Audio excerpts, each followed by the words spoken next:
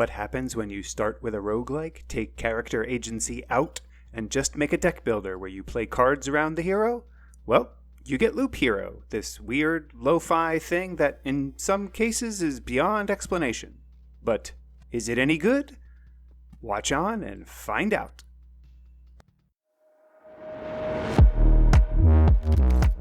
My name is Thoraxe, and this is Strategy for Busy People. If you've got a few minutes, I'll tell you what to play. If you've learned anything by subscribing to this channel, it's that any game that gets more than 5 hours of gameplay from me is pretty darned good. So you likely already have an idea of how my experience with Loop Hero by 4 quarters is likely to have panned out. I honestly have no idea how this game ended up in my library. I don't normally like roguelikes. I do like deck builders. Looking at the pictures of this game in hindsight, I have no idea why I chose it. Well, it sort of looks like an RPG at first glance. You've got this stuff that you can equip your character with, and there's something that looks like a map, and some things that look like stats, and maybe power-ups at the bottom of the screen. And you'd be totally wrong. You see, Loop Hero is a game where you have no agency over your character. That's right, you can't make the character do jack. The character just wanders around this loop, over and over and over again. As your Loop Hero does its loop, cards from your deck come up. The cards are improvements, if you will, that you can play around or on the loop. These improvements change the game scenario. If we back up to the premise of the game for a moment, the story starts with nothing. Yeah, literally, everything has disappeared, even your memories. And through your travels around the loop and picking up bits and pieces of things, you can slowly build your home base. In the process of building your home base, you slowly begin to remember things and figure out the world that once was. Part of improving your home base involves getting new cards that you can put into your deck. The cards in your deck take various forms, as previously mentioned.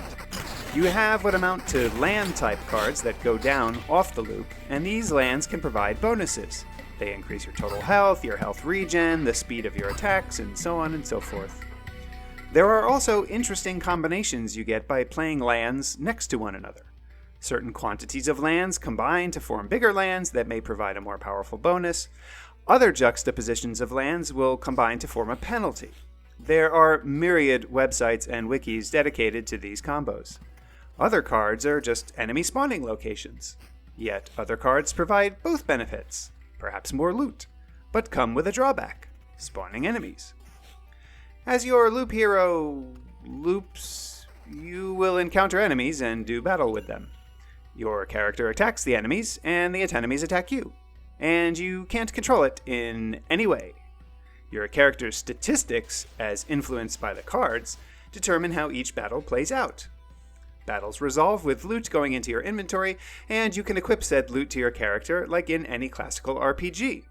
That armor is going to have different stat buffs or penalties that will improve the performance, but you can't keep it after you leave the loop.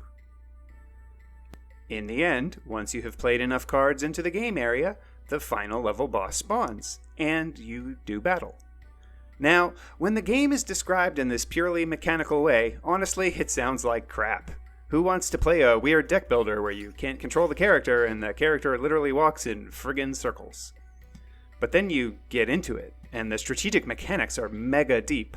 Again, I refer to the previously mentioned wikis and websites that go into various strategies for how to complete the different levels, find the hidden bosses, and so on and so forth. I mean, hell, I have just over 11 hours watching this little dude go around in circles. Circles, I tell you. Before I give my final verdict, take a moment to like this video and subscribe to the channel. Don't forget to share with your friends.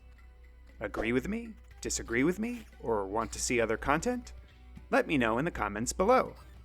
Want to try this game yourself? Check out my humble affiliate link below. And if you want to support me in making more of these videos, become a patron on Patreon. Your support really makes a difference. The final verdict. This game kind of looks like crap, but it's also pretty cool looking within the genre of lo-fi pixel dark horror-ish games. The music is pretty good, although it does get repetitive. Play enough, and you'll end up hearing it in your sleep. You will think about this game when you are idle. You will make excuses to just do one loop to gather some bits so that you can expand your home base, because you really want to add the Intel Center and maybe get access to the River and Forest cards. Wait, when do I get off work again? On my trademarked 3-point score scale of avoid, meh, and I forgot to eat. I was thinking about this game while I was eating, for sure, and I probably played right up until that microwave beeped. If you like weird and odd games with unique mechanics that don't take long to learn, but can take a lot of time to master, this is your thing. This game is great.